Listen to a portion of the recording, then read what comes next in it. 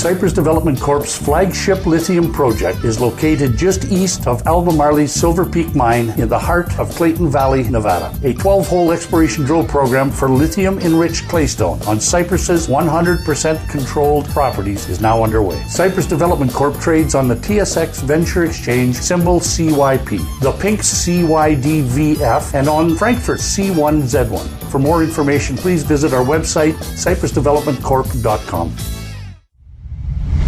You're listening to HowStreet.com radio, available online at TalkDigitalNetwork.com. Welcome to HowStreet.com radio, the online source for market opinions. Here is Jim Goddard. My guest is Stewart Muir, Executive Director of the Resource Works Society. Welcome back to the show, Stewart. Thank you, Jim. Good to be here. Is there concern out there about BC salmon farms and what's going to happen in that investment climate? Oh, there's concern, all right, because this week we saw a monumental decision in many ways from the province of British Columbia. They came out with a new policy. They say that there has to be consent for any salmon farm to be created with First Nations. Now, in principle, that is a good thing because we need to see the continuing collaboration with First Nations so that the reconciliation needed for the First Nations of Canada with all of Canada can take place. You know, they've had a hard go of it over many years. Let's look at all the social problems in Indigenous communities.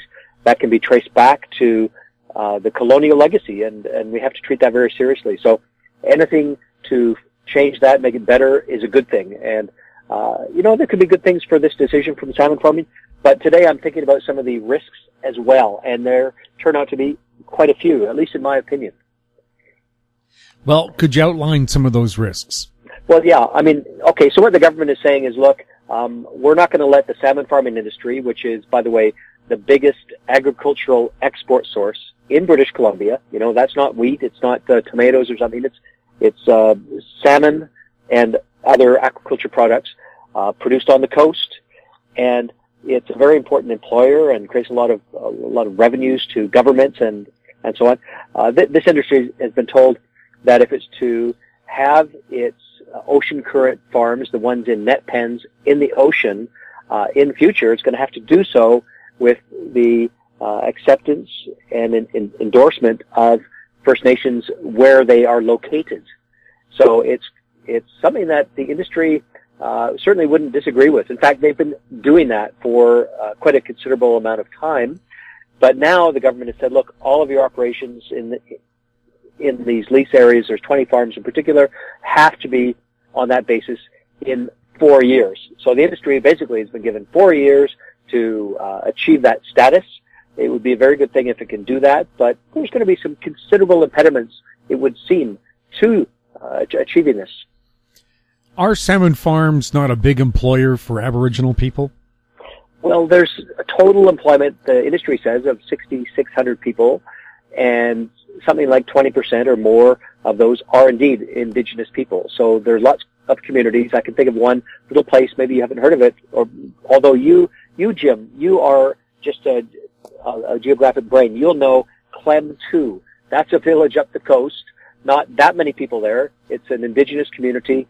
It has got fish farming, salmon farming, and 80% of people used to not have jobs, and now the community is sustained by year-round employment from salmon farming, and people up there are very happy about it. They think they've got a clean, safe industry that is producing benefits. People don't have to move to the city to get a job. They can have a good job, good paying job on their own traditional territory.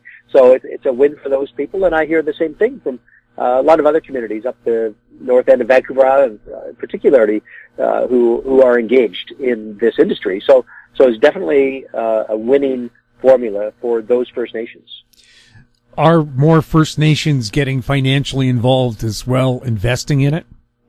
Yeah, I was just reading, I think it was Business in Vancouver. If you check that out, there was a boat being built by a First Nation entrepreneur that is going to be used to transport farm salmon around, because they grow them in these net pens, and then they have to take them in to the canneries to process them, and they treat them very carefully, really with kid gloves, and they have to get them into these boats safely so they're not harmed. They want to keep them in a good state of mind. They they really love these animals. People I talk to in salmon farming, they love their animals. The passion that you hear comes through, and they have this boat that this indigenous investor is building. I think it's $18 million. It's quite a piece of kit, building it in North Vancouver, and it's going to be used for that. And it'll create jobs for, his First Nation and others. So you can definitely point to a number of examples. That's not the only one. Is there concern that these fish might contain plastic from the netting? There's all kinds of concerns. And what I've seen come up over the 30 years that this industry has been in BC is that there is an apparatus of scientific and regulatory oversight that once you start looking into it is simply astonishing. There are so many scientists, veterinarians, these specialists who study all of the risks that could attend to the farming of salmon, just as you find around on land agriculture with cattle and the certification of meats that are going to get onto your table. All of that has to be certified by veterinarians along the way, so it's safe. Things like plastics, if they ingest plastics, where does that come from? Where does the sewage? I am talking to you today from Victoria. There's over 300,000 people every day. They flush their toilets, all of them, right straight into the Strait of Georgia. And I know there's concerns about what's in the ocean and safety for wild fish. I think people who are so concerned about wild salmon, that the number one thing they could be doing is putting the padlock on their washroom door and digging a hole in their backyard, because that would prevent the E. coli, the pharmaceuticals that may be passing through their bodies from getting out into the ocean where they could affect wild salmon. But I don't see anyone doing that. I don't see a rush on padlocks down at the Home Depot, because people aren't going to do that. We have to manage these risks. In Victoria, they're moving to, fortunately, finally, treatment of their sewage after so long of just flushing it out into the roads that the salmon use to come up to the Fraser River. So risks everywhere in the ocean, and management of those risks wherever I look as well. Should people be reassured that if they buy a BC farm salmon, they're actually getting salmon and not Nile tapia? Because I just did a study both on CTV and at UBC where it found so much of the fish we buy, either in a restaurant or at the market, is mislabeled, and you don't know what you're getting. Can people be reassured that BC farm salmon is actually salmon? Oh, it is.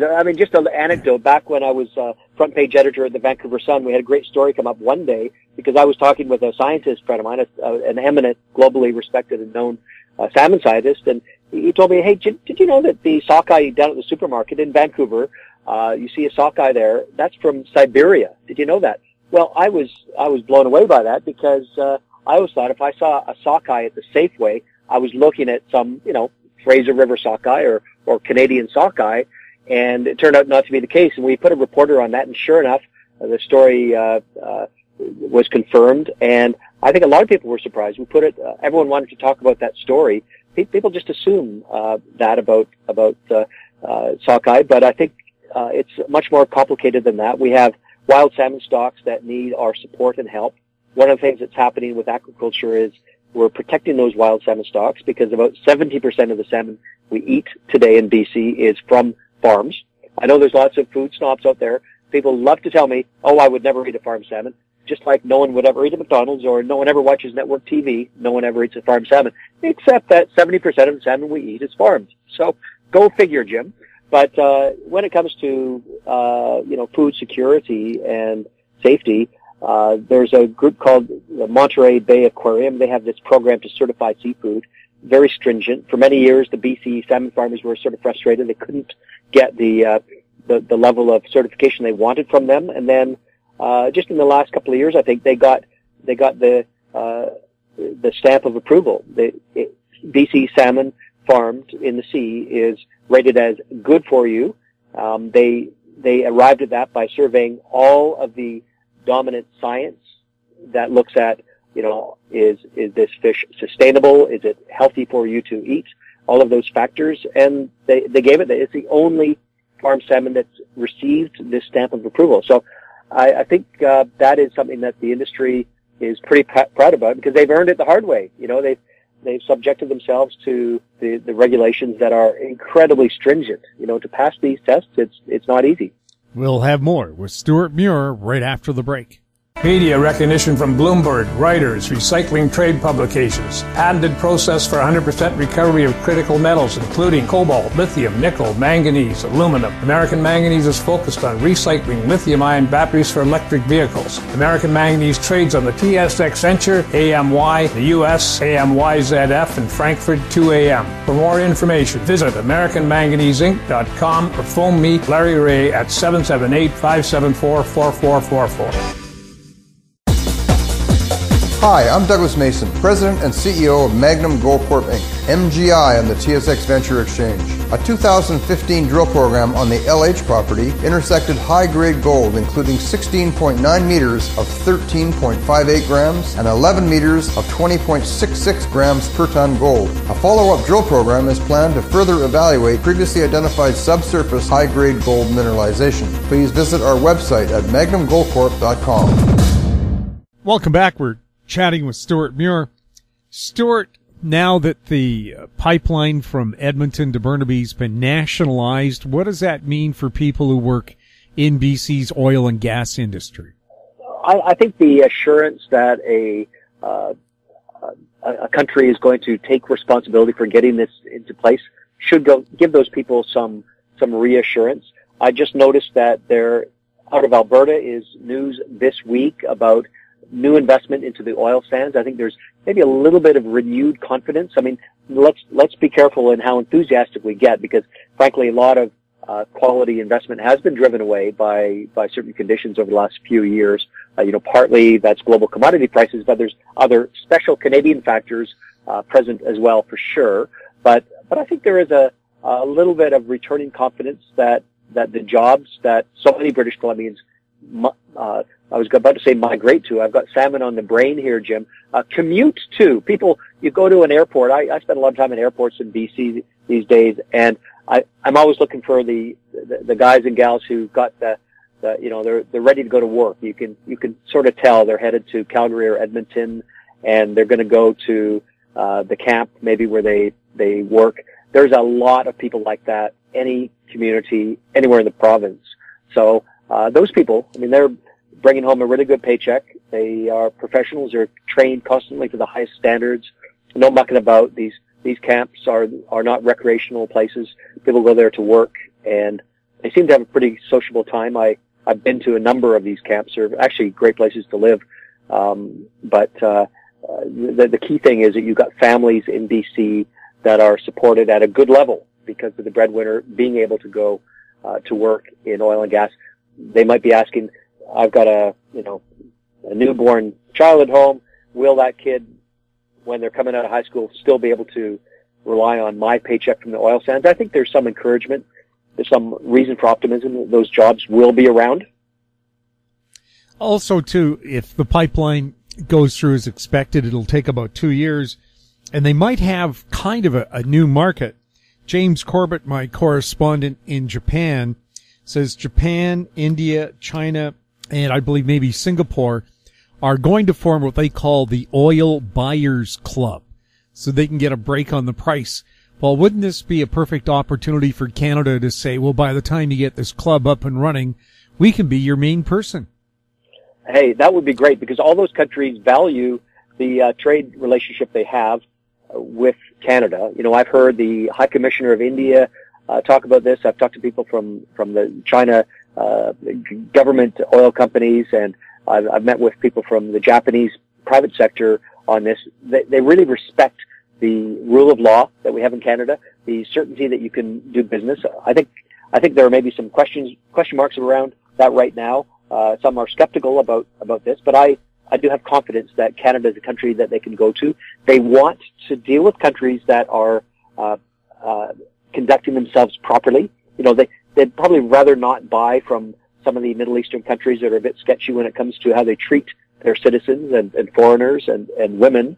Whereas Canada, I mean, could it get any better than how we do things in Canada? I think not. So there's all these reasons why the countries like that. And other thing, I think it's worth saying, there's a little bit of a cottage industry in Canada. Some of the, I don't know if it's a ideological part of the spectrum, a left-wing thing or what, but I often hear people say, oh, Canadian oil is not good enough It's not the kind of oil those people would want. So you really can't have this pipeline. I mean, that's just a false argument, I think, to shake people's confidence in the pipeline. Really, oil is oil. Crude oil is crude oil, and people get into dilbit or bitumen. That's not how the markets and the refineries see it. They've got heavy oil and light oil. We produce both kinds. And what the pipeline will let us get to market is the heavy oil. It happens to be derived from the oil sands, but it's just heavy oil to the markets. And they need it because it produces different kinds of refinery products than light oils. It produces way more gasoline. Believe it or not, I didn't know this till recently, Jim, but there's less waste from heavy oil through the refinery process than from lighter oils. I know it doesn't logically add up, but that is what the experts have told me, and I've seen the literature on it. So, it's a very efficient product. You look at, in India, they're building a $40 billion refinery, near one of the major cities in a state where there's like 140 million people. And they want to have a refinery there using oil they import. Hopefully some of that could be Canadian oil, so they can serve those customers with all the different things that they need, kerosene and jet fuel and gasoline and diesel. And I mean, there's so many things, like dozens of different products that come from refineries, and you want to have those close to where the markets are. And that's why refineries for export aren't such a big deal in BC right now. I mean, it would be great if we had some, don't get me wrong, but I think the dominant demand for our product is for crude oil that can be shipped to those refineries in China and in India, in Japan, and then they make it into whatever they want to make it into. We'll have more with Stewart Muir right after this. Arctic Star Exploration, operated by a team of proven mine finders, is focused on diamonds in Finland and the Northwest Territories of Canada. Work programs are underway in Finland and planned for Canada this summer. Arctic Star trades on the TSX Venture Exchange symbol ADD, on Frankfurt symbol 82A1, and the OTCQB symbol ASDZF. Please visit our website arcticstar.ca or call us at 604-689-1799. Don't miss out. Stay informed. Receive the HowStreet.com weekly recap with thought-provoking podcasts, radio, and articles delivered to your inbox. Sign up for the HowStreet.com weekly recap on our homepage at HowStreet.com. Welcome back. We're chatting with Stewart Muir. Stewart, you have an exciting video adventure coming up. Can you maybe explain what that's going to be all about? Oh, that's right. Yeah, I'm going to be embarking on a documentary project. We're going to be filming Homeland Journey. That's our working title. I kind of like it, though, because we're going to be seeing Indigenous people in First Nations communities around British Columbia this summer. ResourceWorks, which is my research group, founded in 2014 in Vancouver, has worked with me to develop the project. We're going to visit a great many communities where First Nations are looking for, I think, a future for themselves and their own self-determination in new ways. We're in the post-reconciliation era, and it's a time, in my view, when so many First Nations and leaders of them are looking for ways to achieve their dreams, really, and find a way forward. And I'll tell you, it's tough. We have high unemployment in many nations. We have social problems that, when I hear these stories, it is heartbreaking, really, Jim, what you hear. And it shouldn't and needn't be that way. So what I'm trying to find out through Homeland Journey Project, as I visit probably 20 or more communities, is what is the vision for making these communities fulfill the dreams that their people have for them. Ernie Cray, who's very high in the Aboriginal community in BC, has complained that people aren't looking at the jobs that are being lost by the opposition to the pipeline, and have not the progress of the pipeline, the whole territory it goes through, have not the First Nations people there approved it? Oh, yes. I mean, Chief Cray is one of the, I think, more outspoken advocates for a perspective that says, look, the Canadian government is underwriting this pipeline. We trust them to do right by it. And those who are opposing us from getting benefits from this as a First Nation, please get out of our way. I think they're asking very nicely and politely. But at some point, I think the frustration, it bubbles over when you hear the pain in those voices. People want to escape from the poverty trap. They live in rural areas in many cases and may not wish to, relocate to where urban areas are and higher paying jobs are. I mean, who wants to live in a place where your traditional roots aren't located if it's your desire to stay where your, traditions are? And so it's hard to come by rural jobs in BC. That's just the nature of the beast. You don't just jump on a SkyTrain from, Williams Lake and go downtown to your job as a lawyer, because those jobs are in Vancouver, a lot of them. Stewart, thank you so much for chatting with us. Thank you, Jim. My guest has been Stewart Muir, Executive Director of the ResourceWorks Society. His website, resourceworks.com. You're listening to HowStreet.com radio. Find us on Twitter at HowStreet. Our very popular YouTube channel is Talk Digital Network. Questions for the show or our guests can be sent to info@HowStreet.com. I'm Jim Goddard. Thanks for listening. Comments made on HowStreet.com radio are an expression of opinion only and should not be construed in any matter whatsoever as recommendations to buy or sell any financial instrument at any time. Available online at TalkDigitalNetwork.com. HowStreet.com radio is a production of HowStreet Media Incorporated.